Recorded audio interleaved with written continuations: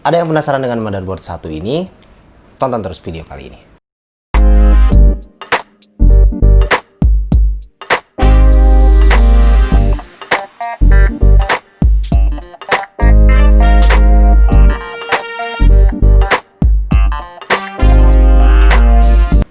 Assalamualaikum warahmatullahi wabarakatuh. Ketemu lagi di layar desktop bersama saya Andre Nugraha. Dan kali ini kita akan review motherboard lagi ya. Jika di video-video sebelumnya kita sudah review motherboard kelas mid-range ya, kita review B450, kemudian B550. Nah kali ini kita akan review lagi yang kelasnya di bawahnya, yaitu A320M ya, dan motherboardnya adalah ASRock A320M HDV ya. Sebelum kita mulai review motherboard yang satu ini, bagi teman-teman yang belum subscribe channel layar desktop, bisa diklik dulu tombol subscribe-nya dan juga loncengnya sekalian agar nggak ketinggalan video-video dari layar desktop ini, dan tentu saja untuk support terus channel ini ke depan agar lebih baik lagi dan lebih berkembang lagi. Nah, bagi yang penasaran dengan motherboard yang satu ini, ayo kita mulai reviewnya ya.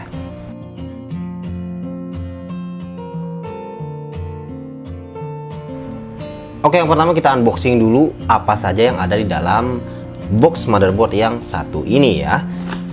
Oke. Yang pertama kita dapatkan sebuah I/O shield ya. Ini belum integrated ya, wajar karena memang ini motherboard murah, jadi I/O shield-nya pastinya belum integrated. Kemudian ada sebuah baud M.2 ya, ada satu aja nih baud M.2-nya. Ini penting banget nih, jangan sampai hilang ya. Kemudian ada kabel SATA ya, ini kabel SATA biasa ada dua ya kabel SATA-nya. Kemudian ada sebuah buku ya, Quick Installation Guide ya. Dan ada DVD driver pastinya ya. Kemudian kita lihat apa lagi nih yang di dalamnya. Karena kita beli motherboard, pastinya isinya adalah sebuah motherboard ya.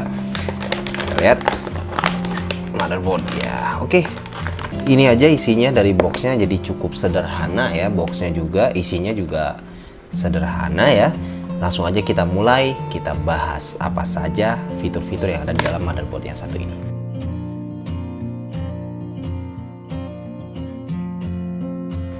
Oke, yang pertama langsung aja kita bahas mengenai spesifikasi VRM-nya ya. Walaupun ini adalah motherboard kelas low budget yang tentu saja biasanya VRM bukanlah hal yang dalam tanda kutip menjadi jualan dari motherboard kelas ini ya, tapi ya kita singgung saja ya, kita bahas sedikit.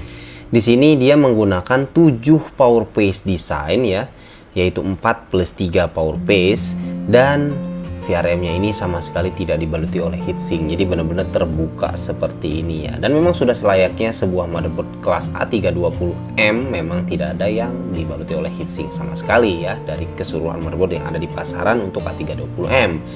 Jadi ASRock A320M HDV ini ya bisa dibilang memang punya kualitas VRM yang standar sama dengan kompetitor-kompetitornya yang lain ya.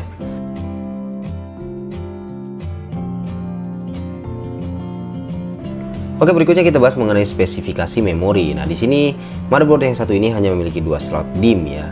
Memang seperti halnya pesaing-pesaingnya yang lain, untuk A320M ini memang hanya memiliki 2 slot DIMM saja. Dan maksimum frekuensi dari memori yang bisa dijalankan itu adalah maksimum di 3200 MHz ya. Ini cukup oke ya untuk sebuah A320M. Karena ada beberapa produk motherboard A320M yang hanya bisa sampai ke 2666 MHz misalnya kan. Jadi ini termasuk yang standar ya, tapi standarnya termasuk standar yang cukup tinggi untuk kelas A320M ya.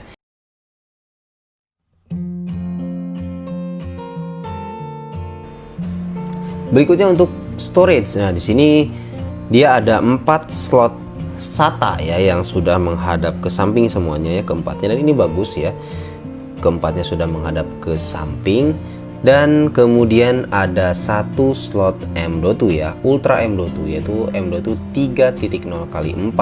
Ini kenceng ya, ini M.2 kenceng tentunya, Ultra M.2. Ini salah satu kelebihan dari motherboard satu ini, jadi harganya murah meriah tapi sudah bisa pakai M.2 NVMe di sini ya.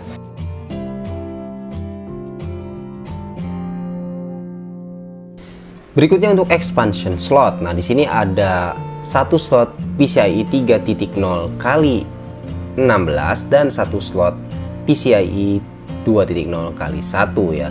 Dan untuk PCIe 3.0 kali 16 ini, ketika kita menggunakan CPU yang tidak memiliki integrated GPU di dalamnya, baik itu untuk Matis, kemudian Summit Ridge maupun Pinnacle Ridge, dia akan jalan si VGA card-nya di 3.0 kali 16 ya speednya. Tapi kalau kita gunakan prosesor yang memiliki APU ataupun integrated GPU di dalamnya, maka itu akan jalan di speed kali 8 saja ya. Itu yang harus kalian ketahui.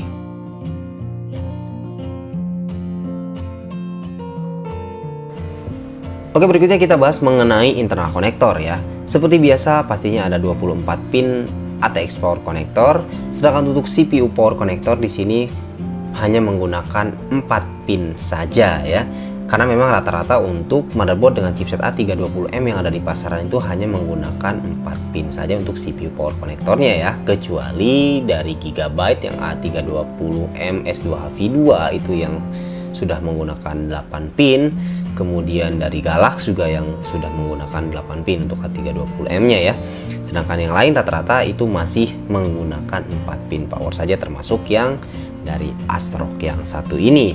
Kemudian untuk CPU fan connector di sini ada satu ya, 4 pin. Kemudian untuk sistem fan konektornya ada 2, yang 4 pin 1 dan yang 3 pin 1. Sedangkan untuk water pump connector di sini tidak punya ya, karena rata-rata atau bahkan semua ya motherboard yang A320M yang harganya di bawah 1 jutaan itu tidak ada yang menggunakan ataupun tidak ada yang memiliki water pump konektor di dalamnya ya. Kemudian selebihnya ada USB 2.0 header dan USB 3.1 ataupun 3.0 header ya, satu ya.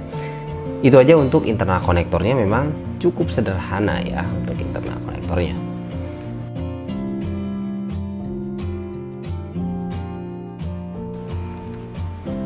Kemudian berikutnya kita bahas mengenai rear I/O panel dari motherboard yang satu ini. Yang pertama ada PS2 combo port ya untuk keyboard ataupun mouse ya. Dan juga kemudian ada 2 USB 2.0 di sini ya. Kemudian ada DVI-D port, kemudian masih ada D-sub di sini ya, port untuk D-sub atau VGA, dan HDMI pastinya ada ya, satu port. Kemudian ada 4 USB 3.1 Gen 1, kemudian ada LAN juga, dan tentu saja HD audio ya. Jadi kalau kita lihat secara keseluruhan dari rear I/O panelnya ini cukup sederhana ya. Tapi kalau dibandingkan dengan motherboard lain yang sekelasnya juga rata-rata memang untuk rear I/O panelnya ya seperti ini adanya ya.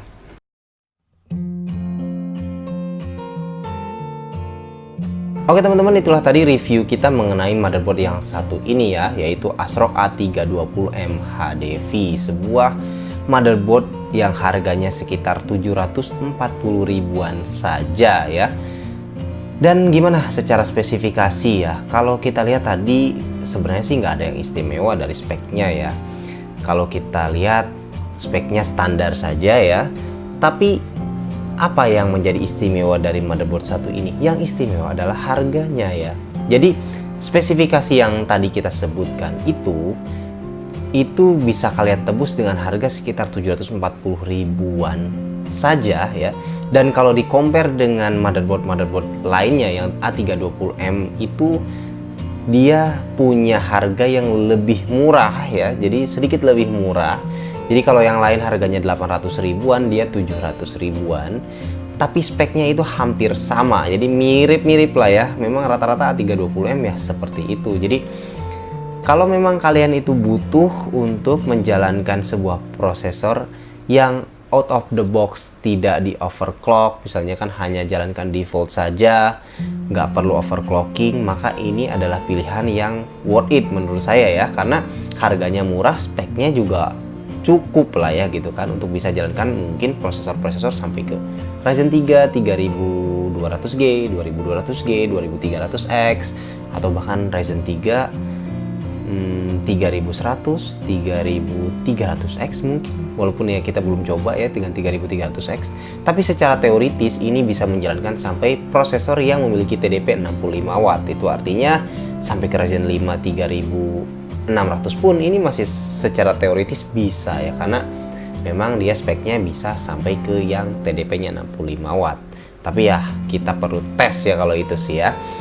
Tapi normalnya sih ini untuk menjalankan level Ryzen 3 seperti 3200G ataupun 2200G atau 2300X ini sudah cukup mumpuni ya. Jadi bisa jadi opsi kalau kalian hanya ingin jalankan default tanpa overclock, bisa pakai ini. Dan RAM-nya tentu pasti masih bisa kita gunakan RAM yang spesifikasi yang cukup lumayan lah ya. Jadi ini bisa sampai 3200 MHz dengan overclocking. Jadi bisa overclock untuk RAM-nya, masih bisa ya untuk A320M ini. Nah, secara khusus saya juga pernah compare nih ya, jadi motherboard dengan chipset A320M yang ada di pasaran yang harganya di bawah 900 ribuan, di bawah 1 juta ya. Dan ini adalah salah satu yang kemarin saya rekomendasikan juga, karena yaitu speknya itu dia hampir mirip dengan yang harganya 800 ribuan, yang lebih mahal 100 ribu dari dia, tapi secara harga dia lebih murah. Jadi dia punya price to performance yang menurut saya untuk kelas A320M ini cukup oke ya. Jadi itu aja mungkin untuk video kali ini, dan kita akan rakit PC ini dengan motherboard ASRock A320M HDV ini. Mungkin di video berikutnya kita akan share videonya mengenai rakit PC dengan A320M HDV ini. Rakit PC-nya menggunakan komponen apa saja? Tunggu saja di video berikutnya ya teman-teman. Oke, itu aja teman-teman untuk video kali ini. Mudah-mudahan bisa bermanfaat buat teman-teman di rumah. Terima kasih teman-teman sudah menonton ya. Jangan lupa untuk like, share, dan juga subscribe. Sampai jumpa di video berikutnya. Assalamualaikum warahmatullahi wabarakatuh.